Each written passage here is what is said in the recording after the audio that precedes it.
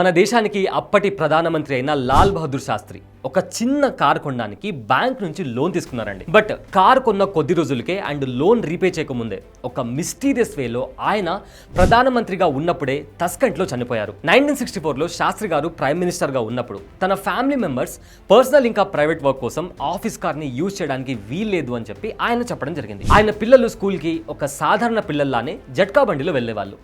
So ఇంట్లో వాళ్ళు మాకు కూడా కార్ కావాలి అని శాస్త్రి గారిని ఫోర్స్ చేశారు.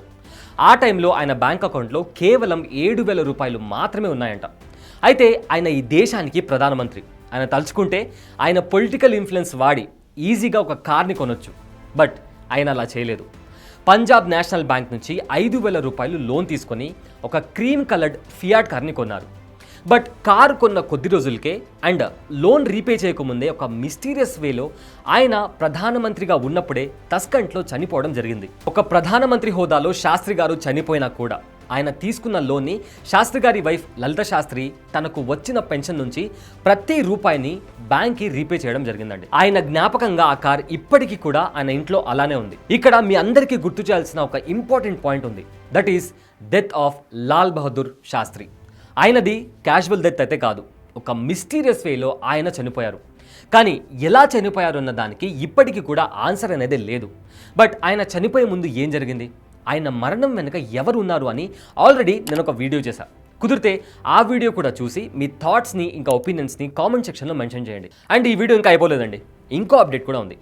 ఆగస్టు 28, 2017లో మహారాష్ట్రలోని కోలాపూర్లో కుచ్ కరో రవి అనే ఒక వ్యక్తి తన తల్లిని అతి దారుణంగా చంపడమే కాకుండా ఆవిడ బాడీ పార్ట్స్ కొన్నిటిని సపరేట్ చేసి వండి తినడానికి కూడా ట్రై చేశాడు. అండ్ ఈ కేసుని cannibalism, barbarism and rarest of the rare category of crimes కింద కన్సిడర్ చేస్తూ నిన్న అంటే అక్టోబర్ 1న బాంబే హైకోర్టు అతనికి డెత్ సెంటెన్స్ విధించింది. అండ్ ఈ వ్యక్తి ఒకవేళ ఏదైనా అపీల్ ఫైల్ చేయాలి అనుకుంటే 30 డేస్ వరకు కోర్టు అతనికి గడువు ఇవ్వడం జరిగింది. అండ్ మన దగ్గర ఉన్న ఇంకో అప్డేట్ ఏంటంటే మన తెలంగాణలోని ఒక ఊర్లో ఒక ఇన్సిడెంట్ జరిగిందండి.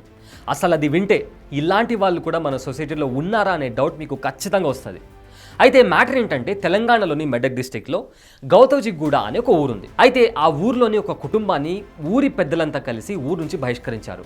అండ్ ఆ కుటుంబంతో ఎవరైనా మాట్లాడితే వాళ్ళని కూడా ఊర్లో నుంచి బహిష్కరిస్తాము అండ్ 5,000 ఫైన్ కూడా కట్టాలని చెప్పి ఆ ఊరి పెద్దలంతా కలిసి తీర్మానించారంట. సో ఈ ఇష్యూలో ఏం జరిగిందంటే గౌతమ్జిగూడలో పంచమి అర్జున్, పంచమి చంద్ర అండ్ వీళ్ళ తల్లి పంచమి నరసమ్మ ఒక పెంకుటింట్లో ఉంటున్నారు. శవయాత్రలో డప్పు కొట్టడం వీళ్ళ కులవృత్తి.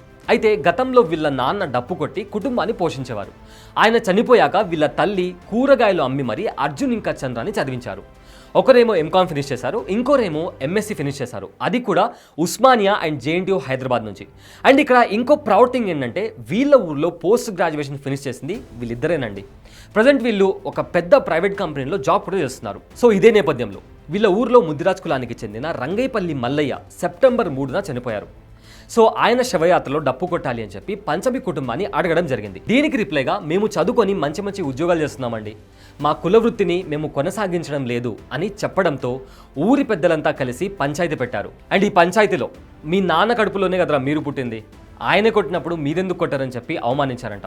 అంతేకాదండి, డప్పు కొట్టకపోతే మన్యం కింద ఇచ్చిన పొలాన్ని వెనక్కివ్వమని హుకుం కూడా జారీ చేశారంట. వాళ్ళని ఊర్లో నుంచి వెలివేస్తున్నట్లు పంచాయతీలో తీర్మానించారు. అయితే సెప్టెంబర్ 12న బాధితులు పోలీస్ స్టేషన్లో కంప్లైంట్ చేయడం జరిగింది. అయితే ఈ కేసులో సెప్టెంబర్ 19న ఫస్ట్ కేసు రిజిస్టర్ అయింది. ప్రజెంట్ ఈ కేసులో 26 మందిని పోలీసులు అరెస్ట్ చేశారు. ఇలాంటి ఘటన జరగడం ఏ అభివృద్ధికి సంకేతమో మీరే చెప్పండి. అండ్ ఇంతవరకు టైం స్పెండ్ చేసి మీరు ఈ వీడియో ఇక్కడ దాకా చూసినట్లయితే మీ థాట్స్ అండ్ వ్యూస్ని కింద కామెంట్ సెక్షన్లో మెన్షన్ చేయండి. అండ్ అలానే మా ఛానల్ని సబ్స్క్రైబ్ చేసుకొని మమ్మల్ని సపోర్ట్ చేయండి. Thanks for watching.